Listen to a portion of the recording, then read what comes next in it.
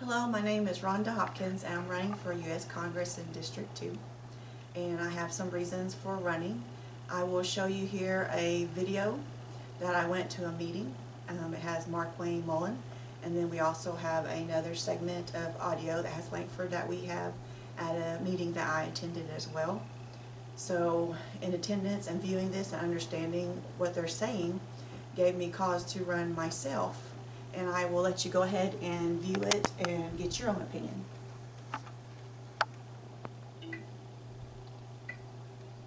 Social Security and everything. I mean, there's a big issue. It's always, I don't, if I'm in favor of Social Security the way it is, I'm not. So I don't know. Against it, you're very good talking against socialism and the Democrat side. That's not my issue. There's a thousand issues. What's your issue? That's fine. No, see, you're professed to be a Christian, and it says thou shalt not steal. Within the dictionary, it explains state stealing is taking somebody's property without their permission. So you're taxing young people and taking old people that feel like he totally lost me. You go in there and you start saying I'm going to be a Christian and all that stuff. That just, it turns me off when you say that. Well, you need to be turned on to steal from young people. Hey, listen, I agree your passion, love it.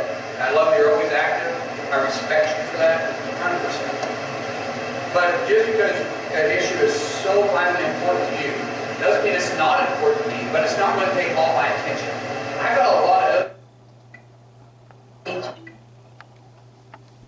Okay, so as you can see in that particular meeting there, when he says the Social Security is not his issue, well, it should be, because he's a representative and he represents everyone. And everyone has a particular issue of there that's a concern, which means your representative, everybody's issue, no matter who they are, is your issue, because you're representing them. And in a segment there, I know at other meetings he goes and says he's a Christian. Well, that's wonderful. But if someone is bringing it up that he claims to be a Christian, and then he turns around and says that it turns him off, how much of a Christian is that? If someone came up to me, that would just give me stronger grounds to show my faith. Anyway, here is another, this is a video one of Langford at a meeting, and I'll let you go ahead and listen to that.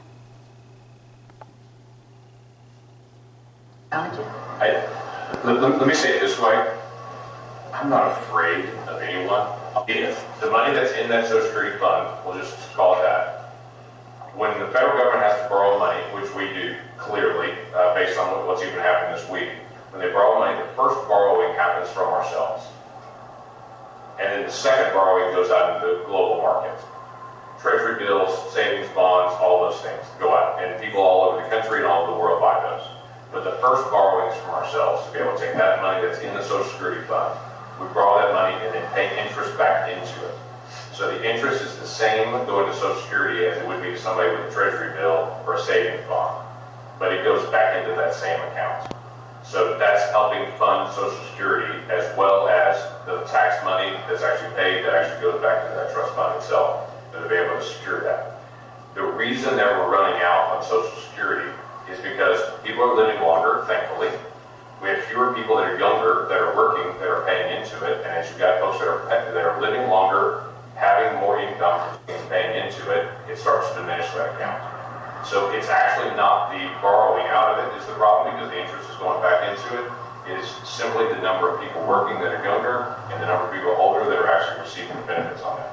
That's why in the 1980s, Ronald Reagan and Tim O'Neill saw that coming 30 years ago and said we're going to change that retirement is going to move from 65 to 67, and they changed it a month at a time over the years to be able to shift that to try to stabilize it and also increase the amount of tax for Social Security to try to stabilize it. That happened for 30 years.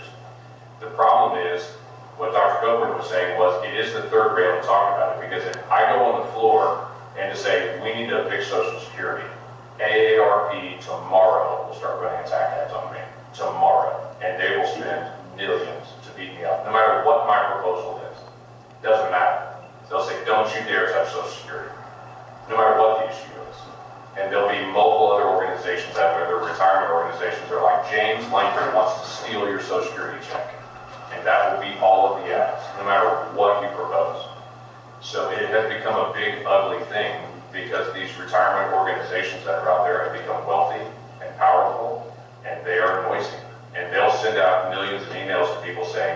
senators in Raleigh. Oops. Okay, so on Langford, he does state that they borrow the money from Social Security, which to me, it was never to be borrowed, number one. And yes, he said they're making interest and they're putting the money back with the interest. Okay, well then, how much interest is being produced here? And where is the rest of that interest going? Because he's saying people are living longer, thankfully, and yes, thankfully people are living longer. Well, if you need more in the Social Security with these people living longer, then why is not all of that interest being put in there? He didn't say it was all put in there and returned, or at least I didn't hear that. Also, I don't think they should touch the Social Security at all, because it's supposed to be its own little account, so that way it can keep providing. Because we don't know how much is borrowed, we don't know where the borrowed is going, and we don't know how much is being returned. And yes, people are saying there needs to be transparency, and this is true. At one point, he refers to it as a trust fund. Okay, that's great, a trust fund. Then how come your name is not on it? And I know they could do some deal and get this going to where people can have their name on their particular Social Security account, and also, at that point, being theirs, be able to leave it to a beneficiary. Because they earned it, they put money into it, that means they should be able to say where it goes when one day when they die. And it may help a family member that they know of. And to me that would just be such a relief and a comfort that I could do this for a family member and owning the Social Security. And so he's saying he can't help anything with Social Security, is what it looks like to me, because he says a big group, and he says AARP, would attack him. That's my understanding. Well, he says he doesn't fear no one. That to me is showing fear right there. And nobody should, to me, when you're a representative, you're representing people. And if you have moral values, then you're going to stand on your faith and you're going to do what's right for these people. So what if another company comes to try to knock you off your pedestal, knock you off your job? Well, at least you did what was right and what was good, and can sleep peacefully at night. My name is Rhonda Hopkins. I'm running for U.S. Congress District 2, and I ask for your vote. Thank you.